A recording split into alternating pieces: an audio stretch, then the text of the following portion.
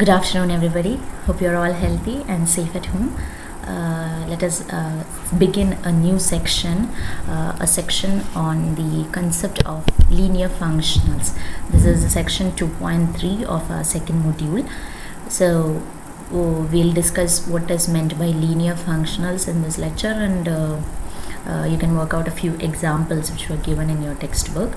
So, let's move on to the presentation. Now, what is meant by linear functional? You all must be familiar with the term linear function. We know we must have learned in various other subjects also, or in your first years and all. Now, let's just recall the definition. So, let E be a linear space over the set of reals or complex numbers. The linear functionals are functions of the form f mapping from E to R, that is the function from our linear space to the set of real numbers or complex numbers, such that which satisfies the condition, that is f of lambda x plus mu y equal to lambda into f of x plus mu into f of y for every x comma y belongs to E and lambda comma mu belongs to R or C respectively. So the concept is simple and clear. It's just that we can separate or split the function corresponding to the variable that it's taking, that is f of, just remember this equation, that is f of lambda x plus mu y is equal to lambda into f of x plus mu into f of y. That is the definition of a linear functional.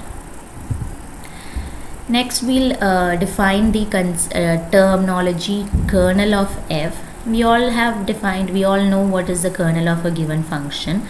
So, we'll be using the concept of kernel in few of the theorems and propositions. So, we'll just recall the definition again. That is the kernel of f. It is a kernel of a linear functional f. It is denoted by KERF, ker f, which is equal to the set of all elements in E such that f of x is equal to 0. That is the values of the linear space which will be taken to 0 with respect to the functional f.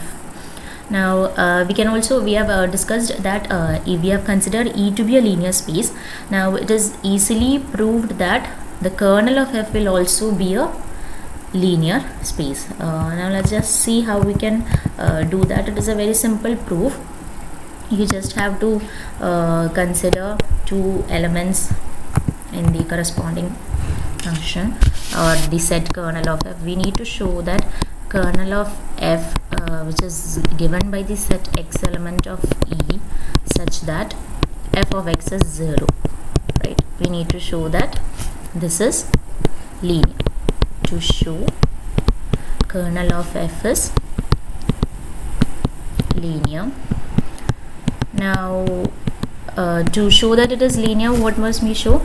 If x is an element of kernel of f and y is another element of kernel of f, then it's linear combination. That is, say let's say lambda x plus mu y should also be an element of kernel of f, right? This is what we have to prove.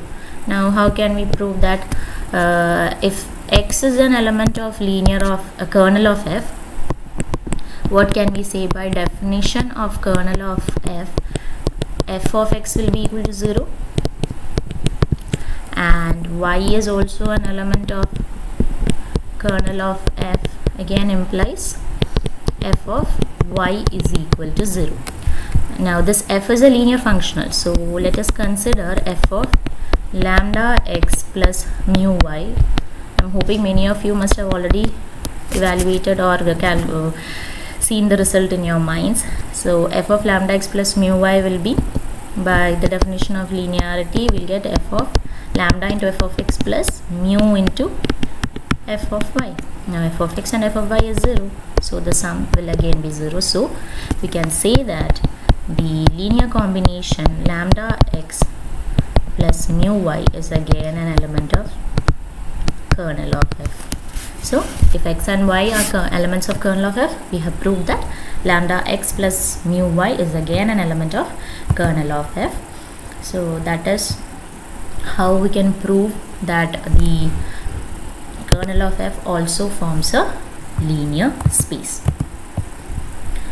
So that was a pretty much easy proof. Now what I want you guys to do is to check out the examples which are given in the textbooks. They have given a lot of example of defining the linear functional on the various spaces that we have discussed so far. So you can just go through it in your textbook. So with this we shall wind up today's session. Thank you. Stay home and stay safe.